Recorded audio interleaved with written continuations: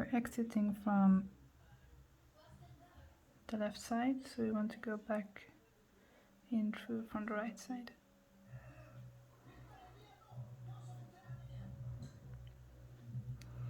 Going up through the first 3 beads.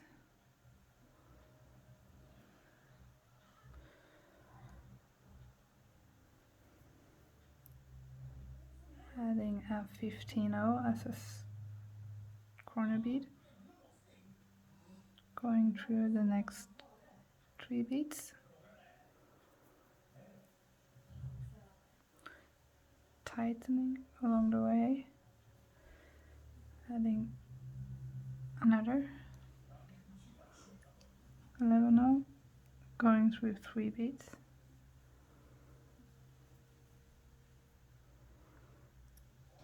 Adding an 11-0. Going through 3 beads.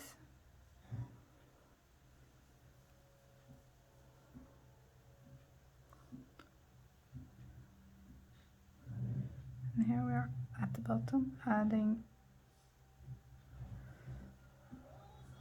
1 15, 1 bicone and another 15, like this. And we're coming up from the right side, so we want to go down on the left side instead. Oh, sorry.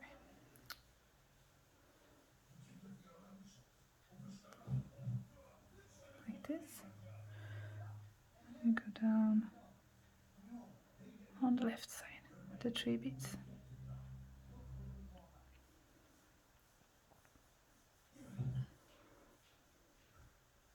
Skipping the corner bead and going through 3 beads on the side.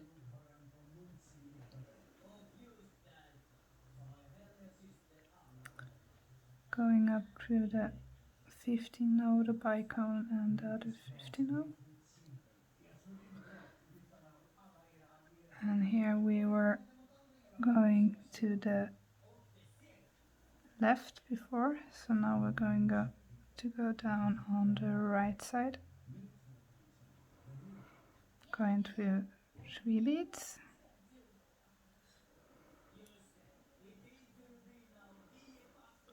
Make sure it doesn't catch on the corner bead.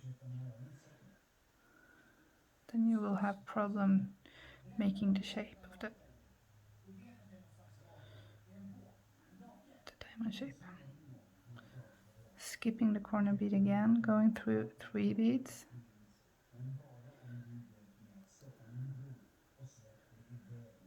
Skipping the corner bead on the bottom. Going up through the other 3 beads. You will see this will make the shape much nicer when we tighten it here. If we pull, you can see it forms this nice diamond shape. Skipping the corner bead, going up through the last 4 beads here, so that we are in a starting position again.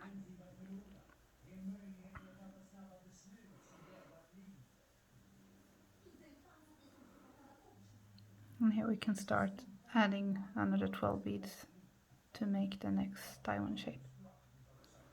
And you do this until you have the required length of your bracelet. And then I'm going to show you how to add a clasp. So I'm going to show you how to add a clasp. I thought I'd show you 2 ways. I'm going to show you one way with wire protector, and if you don't have one, you could use these small seed beads to protect the wire instead. I'm going to start with a wire protector. Then you put the wire protector inside of your clasps like this, and then you sew through the holes of the wire protector, the hole of your clasp, and the other side of the wire protector like this. Don't know if you can see. Then you have to make sure that the thread is situated inside of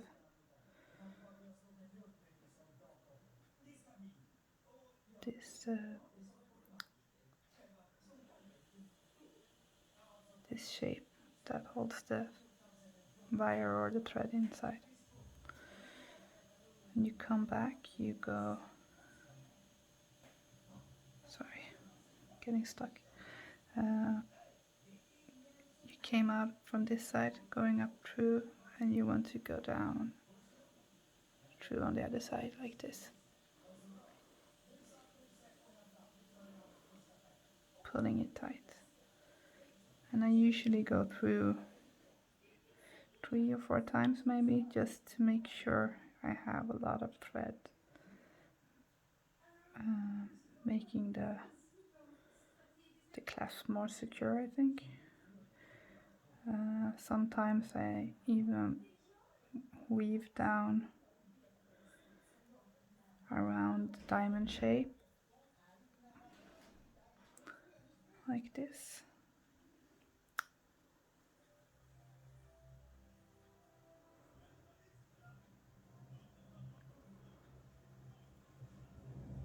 It's a bit tight now when I have so many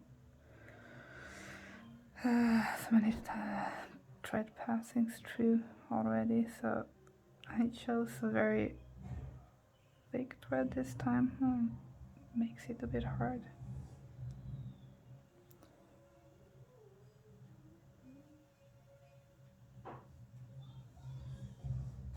Also the shape of this, it makes it hard to get the needle through everything.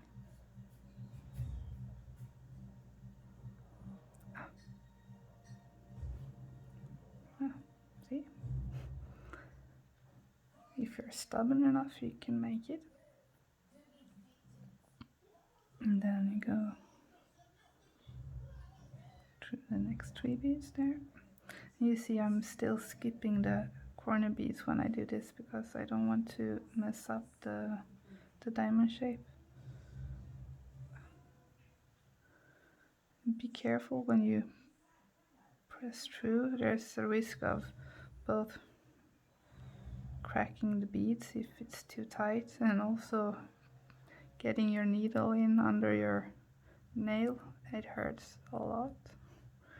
Done that a couple of times, so I know.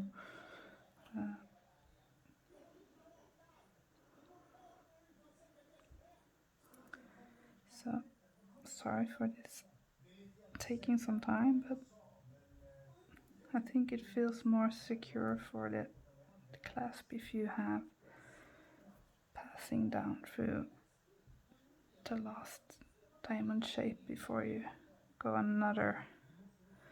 And also I usually make a knot on the way around like this, so around the stitch I have between the beads, and I make like a knot. I know some people don't like making knots because they are in the way when you try to pass through around the beads, and also sometimes it could injure the shape a bit, maybe. I'm not sure. And then I go through the last 3 beads again, hopefully, without injuring myself. Yep. You see I'm skipping this center bead, or corner bead again.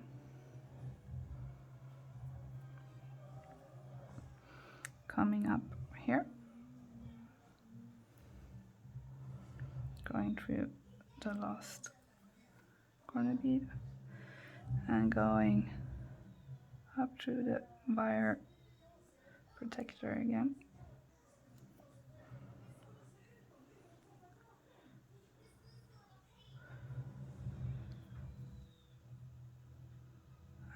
going back down. Hopefully I can pass through this bead another time. We'll see. Because now you need to make sure this thread is going inside of this wire protector. It's almost going outside now. So you see here. Can you see? It's hard. This. And passing through last time.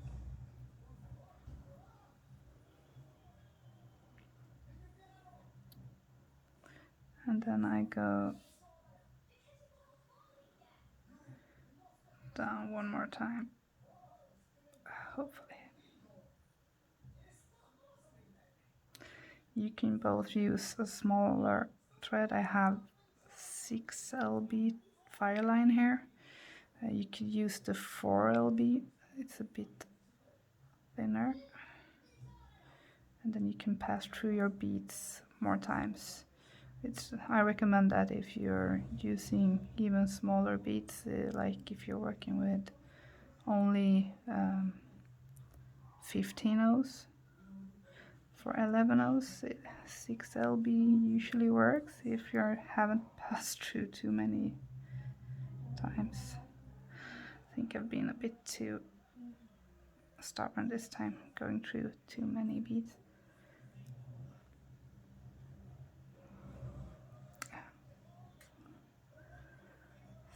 So I'm gonna tie it off here, since I've gone like three passes around and also down around here. I make a knot after the first bead here, and we'll see if I can pass through the next bead. I'm not sure if this will work. Hopefully. It's a bit of wiggling to go.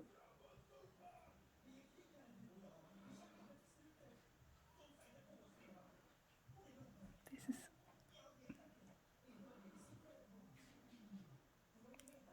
You can also, if you have like pliers, you can sometimes use them as help, but sometimes you break the beads when you do that, and that's what I just did.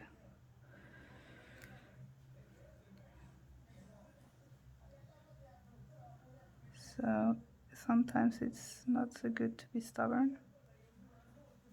See, this bead is broken now, can you see it? So this means that I will have to replace this whole section here, adding the clasp one more time. But you now know how to do this. So I'm gonna take this out, and then I'm gonna show you how to add the clasp with seed beads as protector instead of the wire protector. So I'll be right back.